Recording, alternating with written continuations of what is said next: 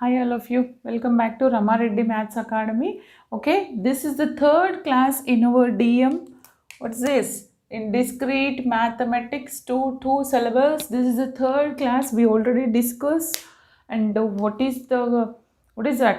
Conjunction, disjunction, biconditional, and conditional statements, and truth table also.